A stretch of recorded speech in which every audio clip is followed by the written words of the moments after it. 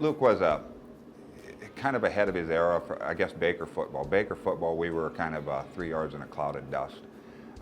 When we had Luke, he offered those special dynamics. He could run the ball, he could throw the ball, and so we started going more spread and get him out under center, which is very traditional for me and for Baker. We started shotgun snapping and having him run the ball and do some, the many things that he could do. Yeah, so he just changed the way even I coached just by him as an athlete. Baker came down to play when I was still at Shepherd. We were playing a football game. I'd kind of heard a little bit about him. Super fast quarterback from Baker, really athletic. So I knew we kind of had our hands full. And I met him afterwards. It was probably one of my better games I played. They beat us probably by 2-3 touchdowns. He ran for like 6 touchdowns. It was ridiculous, but I threw for like 300 yards, and he came up afterwards. He's like, man, I can't believe you outthrew me. I was like, you're kidding? You scored 6 touchdowns on us. The week going into the Baker game, our sole purpose on defense was just to tackle Luke.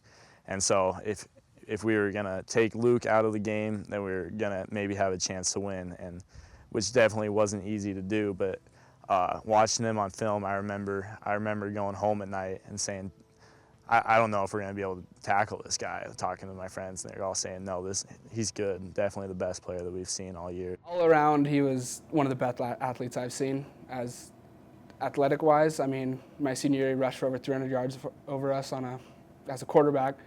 Basketball, I played with him in a couple tournaments.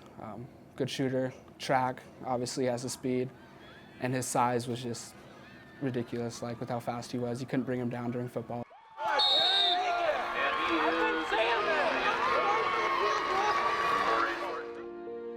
One day he came home from track practice and just said, Mom, I cannot breathe, like everybody's beating me. And so he just was going to come into the clinic for a quick chest x-ray. So we did the chest x-ray, and then that's when we found the big mass and the cancer. And so I remember him leaving, and my whole world was just in a nightmare. It's everybody's worst nightmare. He hated attention, and like Mom said, he hated being known as the cancer patient. And we were I had this whole thing. Of course, I like to type and write and talk, and I was I had all this written out, and he's like, no, don't say any of that. He's like, just put, he'll be back. And I was like, okay. So I put that, and it just it went crazy. We went out to eat, and my cousin was texting me, and she's like, Hannah, it's got 50,000 views. I was it was absolutely unbelievable. And then I had so many people request to be my friend and message me and tell me that they were complete strangers that I didn't even, just telling me that my family was in their prayers. People from all over the world, really. When he was diagnosed with the cancer, and be honest, I thought it was over as far as his athletic career. A lot of us, I guess, at that point didn't care. We just wanted to beat cancer. I remember him coming back after surgery and having the tumor removed, and him saying he could play again, and we thought it was a joke. Obviously, it wasn't. He played the whole season and played at a very high level. What he did was he always said he was going to fight. He never wanted to give up. It just wasn't his personality. It just wasn't him. And what I learned from him was that no matter what life gives you, the hard things, the very hard things, you just need to power through. And it's just life throws obstacles your way, and it's up to you how you deal with them. He was sportsmanship. He defined sportsmanship. Every person that went down, he would help up, and you wouldn't expect someone who went through so much like that to be that strong towards others. It was amazing.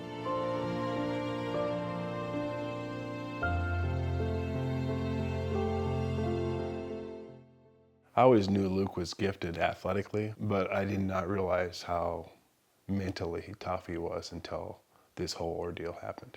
I think back how much stuff that he was dealing with mentally that he didn't even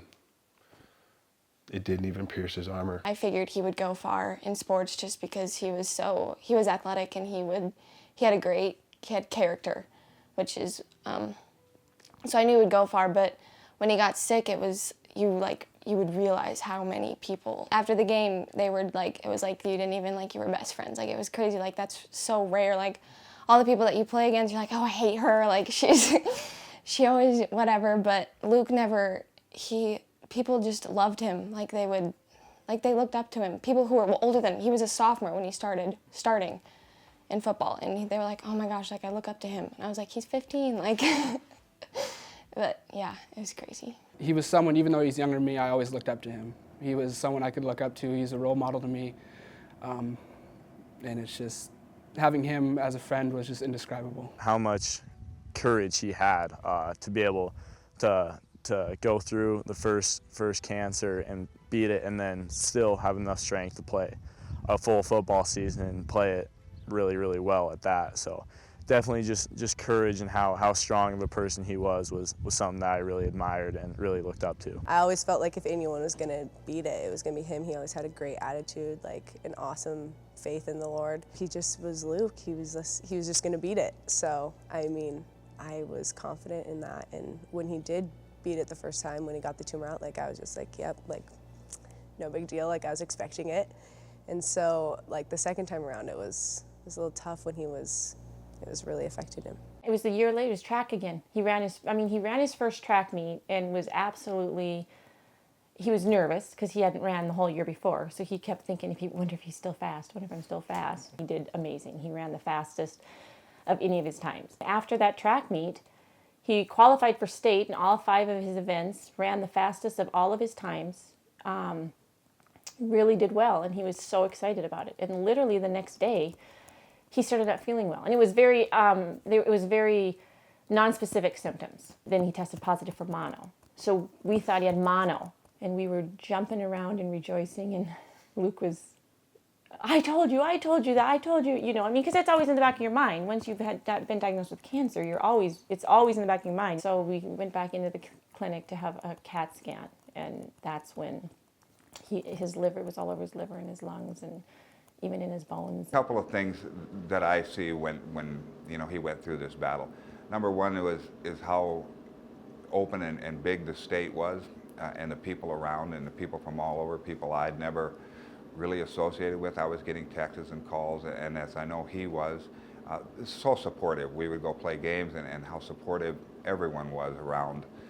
You know, you can't thank Montana enough as a whole, how great it was that way. He just wanted to connect with everybody. Like, he wanted to be their friend, and he didn't want anyone to feel bad. And I think he loved going around the state and just communicating with other people and hanging out and getting their side of their story and sharing his story. And I think he just loved being with different types of communities. He's a big role model for me. I never got a chance to tell him that, but he definitely was. Just the way he carried himself, you know, the way he lived his life through God, you know, I look up to that immensely, you know, always trying to live my life like that, and he really lived his life to the fullest like that, and that's how it really meant a lot to me there. After Lauren Goldhahn passed away, Luke was someone who I really poured my heart out to about stuff, you know, really about my grief and whatnot. He was someone that I went to for it, and we had late night conversations all the time about it, and he was one that really pulled me out of my grief, really helped me. And so after he was diagnosed again, I kept telling him, you're going to be fine, you've already done it one time, you know, just keep your faith in God and you're going to be fine, and he would say the same things. So to see him eventually not overcome it, but how he never lost his faith was something that was super cool to me.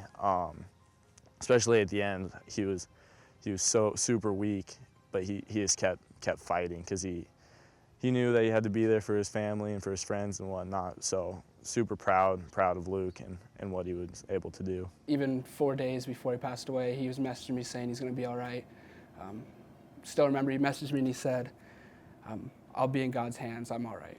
And like, from then I just kind of learned, like, wow, like, that's crazy. Even when you got diagnosed with cancer the first time, the letters we got, and you'd get letters from people of encouragement, and I would think to myself, wow, what causes people to be, you know, to send us all these letters from other towns, from other, you know, from literally across the state. I guess probably at his funeral when I walked in and saw the stadium completely packed. And then all those kids in their jerseys. I remember walking into his funeral and playing this music, and the stands are packed. And you know, when he had cancer the first time, I remember walking in front of the stands and I could just hear the roar of the crowd. He was throwing the football when he was on chemotherapy. And I remember thinking, gosh, I wonder if I'm ever gonna see him play here again, if these stands are ever gonna be full. You know what I mean? And then they were. His senior year, what a wonderful year, what a wonderful time. And then as I was walking into his funeral, I remember thinking, this is the most oddly beautiful, like, it was just, you know what I mean? This is the most oddly beautiful thing I've ever seen. Like, here's all these people here to honor my son, but he's dead.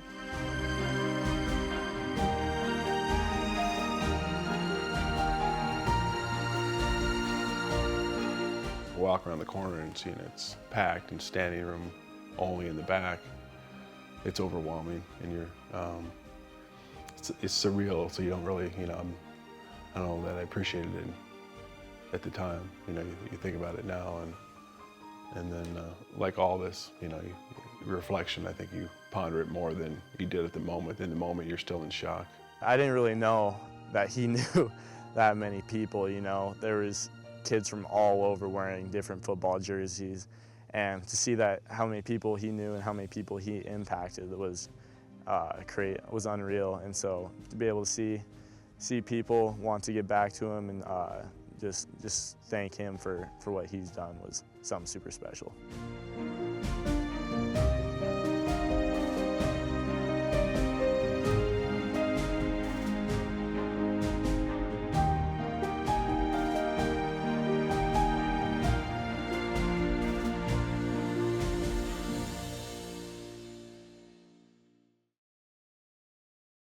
It's amazing that a young person can have so much power and do so many good things. His life was short, but yet in a short time here, he accomplished a lot. It's amazing what a young kid could do like that, and the way they touched people's lives. And a lot of that came from his character. I mean, he was a good person, and you know, he wasn't necessarily a big bragger, you know, those types of things. He was just a friend to all, and it shows the way things turned out, you know, the way people have recognized and honored him since. He didn't have anyone who didn't like him. He was a great person. He was treated everyone the way they, you know, should be treated. You know, kind of like that golden rule: treat someone the way you want to be treated. You know, he really did that. I couldn't name one person that doesn't like Luke Gonzarowski.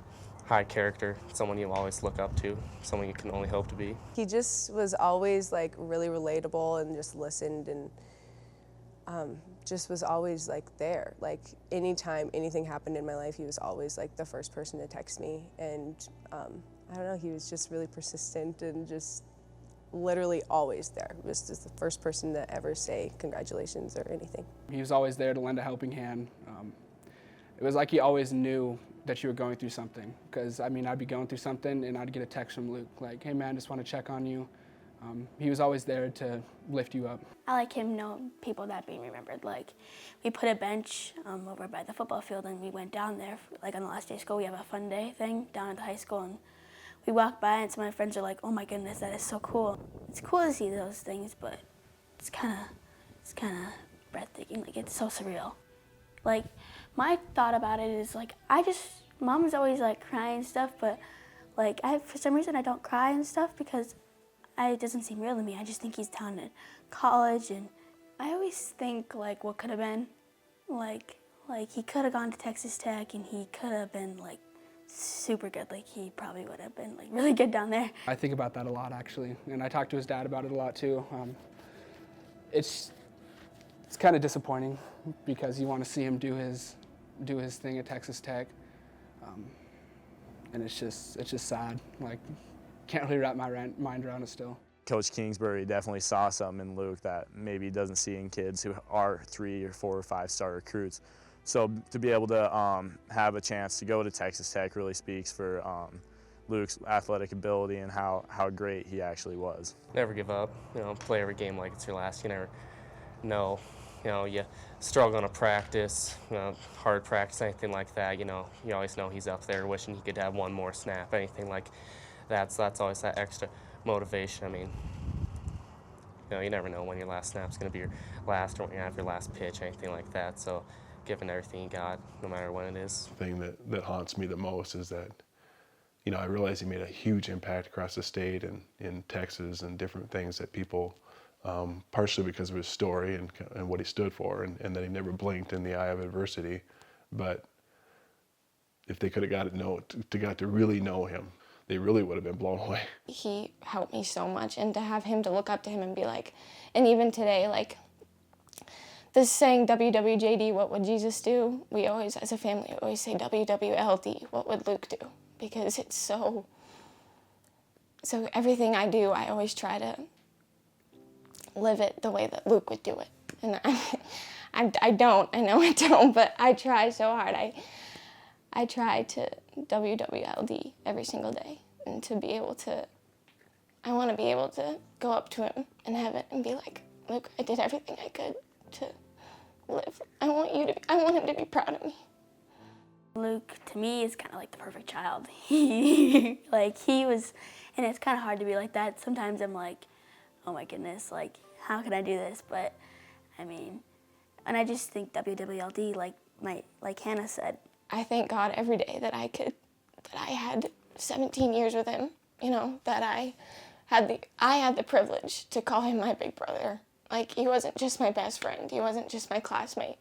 He was my brother. It's pretty cool that I was the little sister of him, and like Hannah said, I had the honor to be calling Luke Gonzarowski's little sister, you know.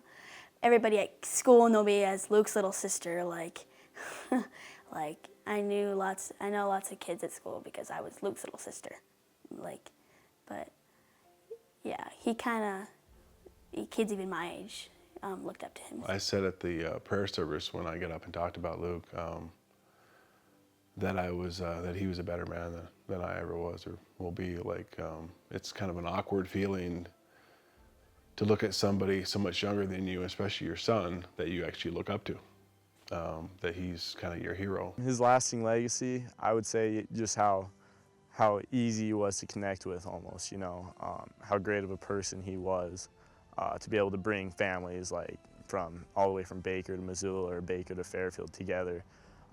Super special, and I'm grateful that he was able to do that, because now we have friends for life from all around the state. What he was capable of doing, I really don't even know.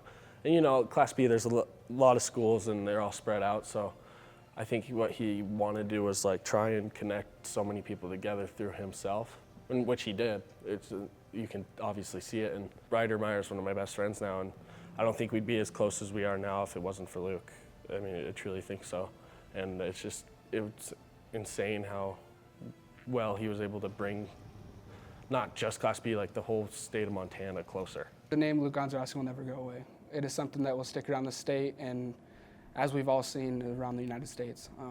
He was someone who you could always count on, was someone that you could come to with anything, not even bringing in the football aspect of it, of how much of an athlete he was. He was just an all-around good person. Everyone wants to make an impact where they leave a legacy, and that's exactly what he did. So, I mean, I think that's awesome, and it just like obviously helps everyone in the healing process where like obviously people are still thinking about him and still remembering him, and just, yeah, it's good. It's a good feeling.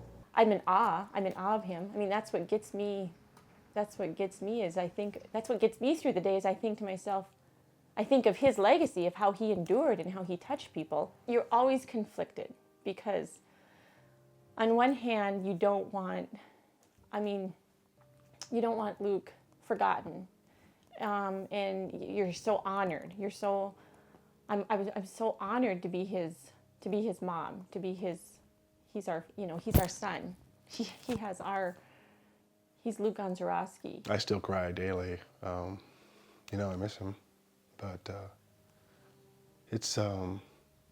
there's a lot of pride. People ask me how I'm doing, and I just said I don't know much anymore. And you know, I have a strong faith, and so I just say my go-to phrase is that we win in the end. And so Luke lost his battle, but I'll see him again. I know I will. And so I just say we win in the end. I don't know much what's going on in this world, but I just know we win in the end. So that kind of gets me through the days, and I lay my head down at night and just say, Lord, get me through one more day. So That's what I have to hang my hat on, is we were his parents. I was Luke's mom. Nobody in the world has the privilege and honor of saying that I was Luke's mom. We were his parents. He called me mom, and he was a good son. I am so proud of him. And I can't wait to tell him. I hope he knows how proud I am of him.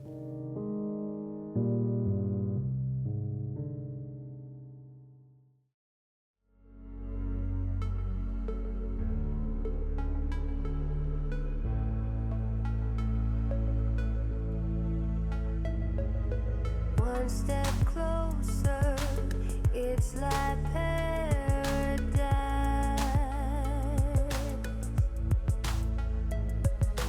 I bear witness to the air we breathe. If you're lonely, love can hold you by the hand. Close your eyes, shed your tears, understand. We go hand in hand, spread joy to all we see.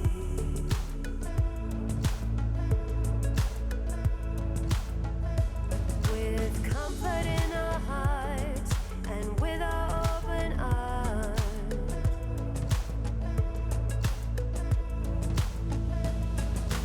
At this moment, there's no fire inside. Something pulls me, draws me